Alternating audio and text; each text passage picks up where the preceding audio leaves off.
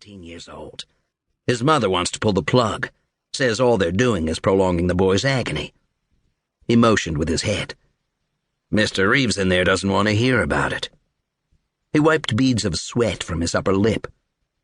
They've been duking it out in court for the past year or so. As I understand it, an appeals court is supposed to render a final decision this Wednesday. The legal eagles seem to think Mom's going to get the nod. He shrugged. Apparently Mr. Reeves thinks so too. The SWAT officer mulled it over. How many ways in? He asked after a long moment. 2. These doors here, and there's an entry on every floor that connects to the emergency stairwell. And of course the elevators, but they don't count, because Reeves shoved hospital beds into both doorways and shut everything down. I'll send a team up the back stairs. It's not that simple. Why not? Joseph's room, that's the only room in that wing that's still in use. The 5 others are all under construction. There's construction material all over the place. He's got some sort of steel I-beam wedged through the door handles. Worse than that, the construction crew brought one of those little front-loader things. A bobcat? Yes, they brought it up in the freight elevator. Reeves parked it in front of the stairway door. SWAT took about 5 seconds to shuffle his options. We'll come down from the roof, he said. At the nurse's station, several voices rose simultaneously. While the speakers were too far away to make out the words, a sense of urgency suddenly spread through the air like smoke. A moment later, the squeak of rubber-soled shoes pulled their attention in that direction. A middle-aged nurse in green scrubs was coming their way at a lope. "Get down! Get down!" SWAT hissed, motioning toward the floor. The nurse ignored him, just kept coming. The second she came within reach, the SWAT officer pulled her into the alcove where he and the negotiator were crouched. He opened his mouth to admonish her, but she beat him to the punch. "Joseph's monitors have gone down," she announced. "We think his ventilator has been unplugged." Which means what? Joseph doesn't breathe on his own. Never has. How long have we got? 6 minutes at most.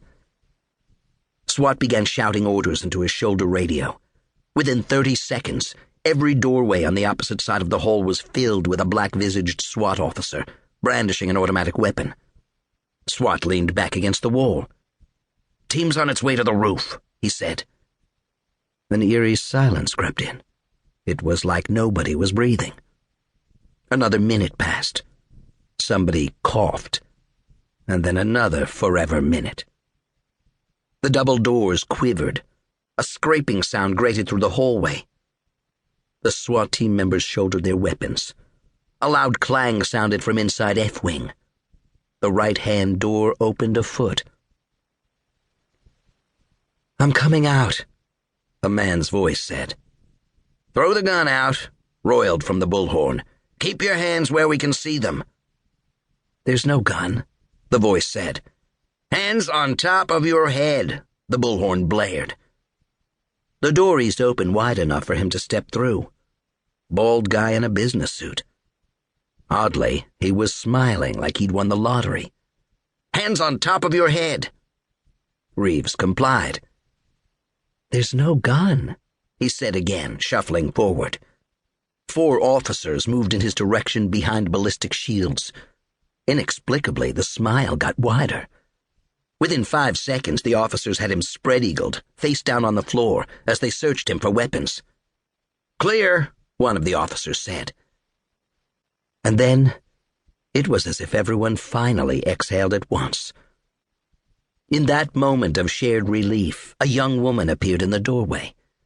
The overwhelming impression of her was of something tenuously held together, as if only the stillness of the air allowed her to remain intact, and even the slightest breeze could scatter her like wind-blown leaves.